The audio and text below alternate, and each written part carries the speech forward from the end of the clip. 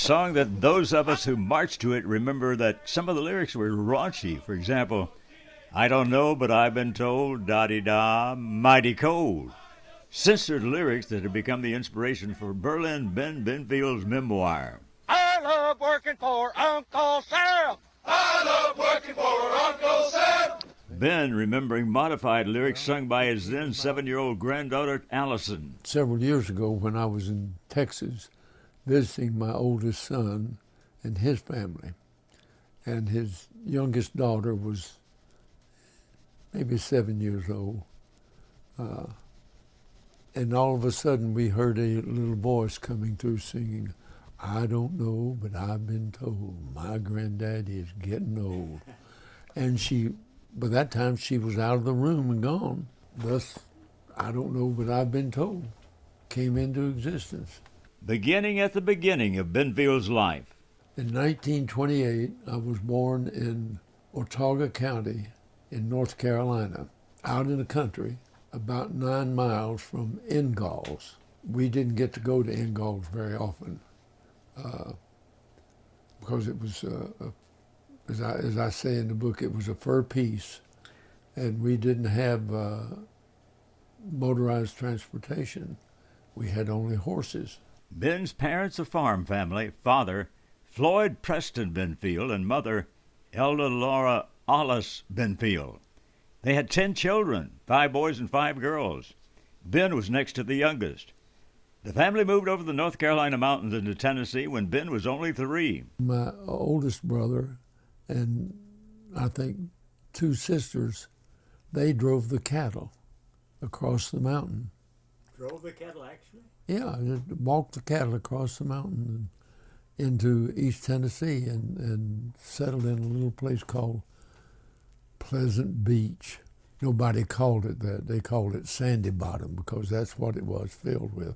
On my own, I learned to swim, and we had horses that we worked, and the horses' barn was 200 feet from the river, and 2 of the horses would just run and jump in the water with us. Made a big splash. Oh, Lord, they did. And they would only let the younger ones, me included, get on their back. Lived in Sandy Bottoms until 1940. A flood sent them packing again. Next stop, Elizabethton, Tennessee. Playtime mixed with the need to earn money. I grew up selling newspapers. Peddled the Elizabethton Star for a nickel, the Knoxville paper for 15 cents, and the Atlanta newspapers for a quarter. Gave newspapers to the train conductor and engineer in exchange for a free ride and selling newspapers on the train. On 5-cent paper, I had made 1.5 cents. Ben's first job in broadcasting was at WBEJ Radio in Elizabethton. He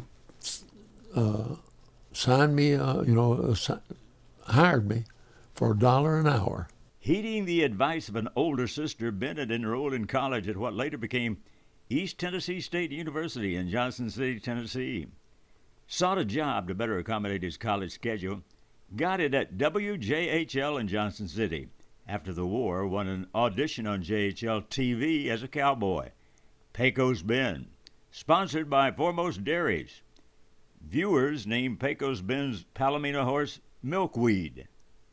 Foremost loved it. This is your old friend Pecos Ben, and we're going to have a good time. We're going to eat a lot of ice cream, drink a lot of milk, and watch some good old cowboy movies. His civilian life interrupted in 1950 with greetings from Uncle Sam. Drafted. He eventually went to OCS, Officers Candidate School, then to Korea as a tank commander who knew next to nothing about tanks.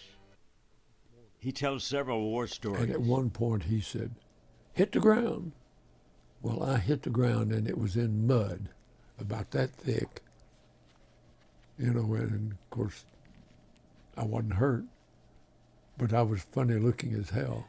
An injury in combat meant time in a hospital before his civilian broadcast experience earned him a spot with the Armed Forces Radio Network.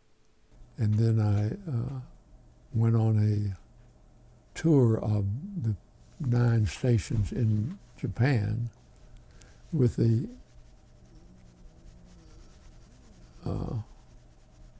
Inspector General, and we traveled all over Japan.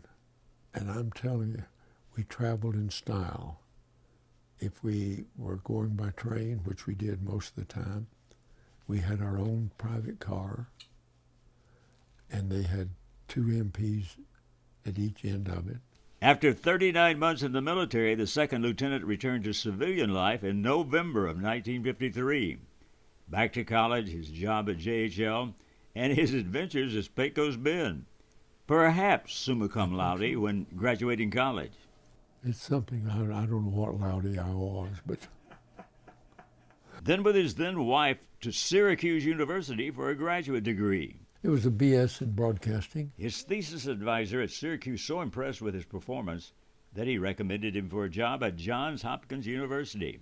At Johns Hopkins, He offered me a job that day, and I said I'd have to have a little more money. how much was he offering? I have no idea. I knew that was part of the routine.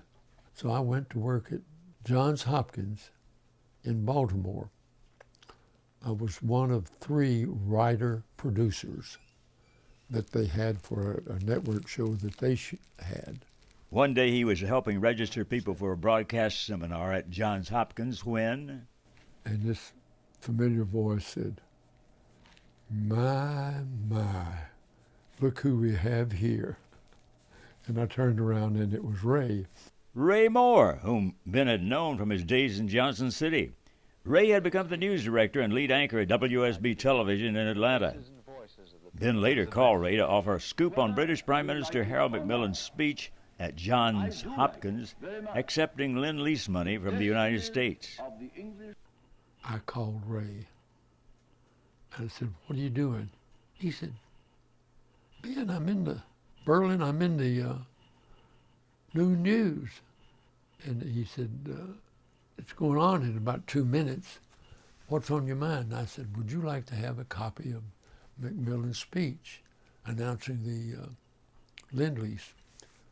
And he said, yeah, but I don't have time to do anything with it. I said, well, yeah, you got time to write something. He said, He said, in fact, the matter, it's going right up to the minute I have to be on the air. What about you doing something? Well, we hassled about that for a while. And finally I said, well, I'll do it, just for you. Ben had the speech copy because he was in charge of distributing it to the press as Macmillan began speaking.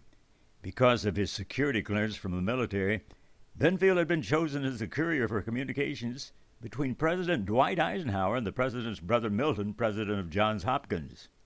Recalls the time when Macmillan gave Ike a bottle of scotch. And they'd taken a sip of it, and I'm standing there.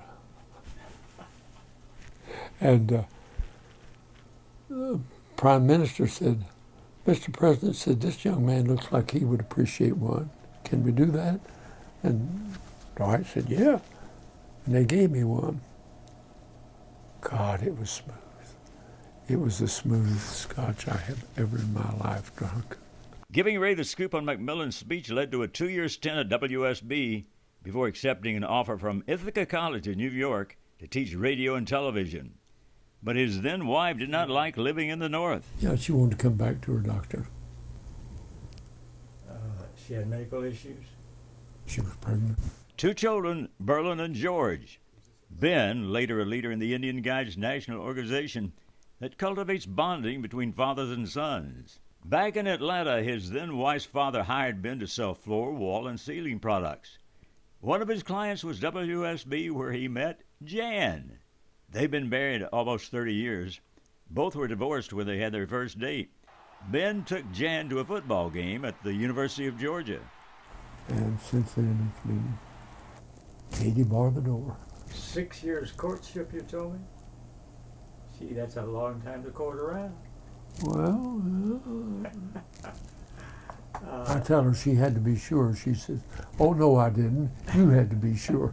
You can read a much more detailed account of Ben's life in his first book, I Don't Know, But I've Been Told. He's already started another book entitled My Life with Bubba, also known as Jan. It will include a celebration of their wedding day with Fannie Mae of the legendary Varsity Restaurant. How does Ben want to be remembered? I would like to be remembered as a friend. I really would. I'd like to remember people bringing to mind someone who always spoke to them, good, bad, or otherwise. And then I would speak to you in such a way that you felt obligated to respond. And as a man could not ask for a better memory. What a life to remember. Melvin Berlin Ben Benfield. I'm Don McClellan.